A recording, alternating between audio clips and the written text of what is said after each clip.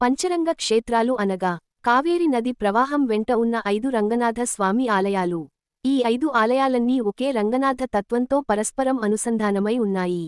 వైష్ణవ సంప్రదాయంలో వీటికి అత్యంత విశిష్ట స్థానం ఉంది. పురాణాల ప్రకారం బ్రహ్మదేవుడు రంగనాథుని పూజించాడు. ఆ విగ్రహం శ్రీరామునికి లభించింది. రాముడు లంక విజయం తర్వాత విభీషణుడికి దానమిచ్చాడు. విభీషణుడు లంకకు తీసుకెళ్తుండగా కావేరి తీరం వెంట దైవ సంకల్పంతో వివిధ స్థలాల్లో స్థిరమైంది. అలా ఒకే దైవ శక్తి 5 క్షేత్రాలుగా విస్తరించింది. శ్రీరంగం శ్రీ రంగనాథ స్వామి ఆలయం. శ్రీరంగం తిరుచిరాపల్లి, త్రిచి జిల్లా ద్వీపం. పంచరంగ క్షేత్రాలలో ప్రధానమైనది శ్రీరంగపట్నం శ్రీ రంగనాథ స్వామి ఆలయం. శ్రీరంగపట్నం మండ్య జిల్లా, కర్ణాటక రాష్ట్రం. కావేరి నది మధ్యలో ఉన్న ద్వీపం. అత్యంత పురాతన రంగనాథ ఆలయం కుంభకోణం సారంగ రంగనాథ స్వామి ఆలయం. కుంభకోణం పట్టణం తంజావూరు జిల్లా, తమిళనాడు రాష్ట్రం. దివ్యదేశాల నగరంగా ప్రసిద్ధి. కావేరి పరివాహక ప్రాంతం. తిరుప్పేర్ నగర్ అప్పక్కుడతాన్ రంగనాథ.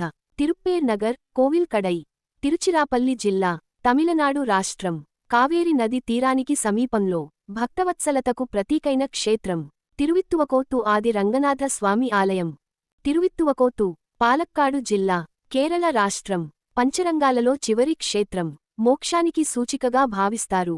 పంచరంగ క్షేత్రాలను క్రమంగా దర్శిస్తే భక్తుడి జీవితం నుంచి మోక్షం వరకు ఒకే దైవ ప్రయాణం పూర్తవుతుంది. పంచరంగ క్షేత్రాల దర్శనం చేసినవాడు ఒకే జన్మలో వైకుంఠ అనుభూతిని పొందుతాడు. ఇలాంటి భక్తి వీడియోలను ప్రతిరోజూ చూడాలంటే లైక్ చేయండి, సబ్స్క్రైబ్ చేయండి, బెల్ ఐకాన్ నొక్కడం మర్చిపోవద్దు.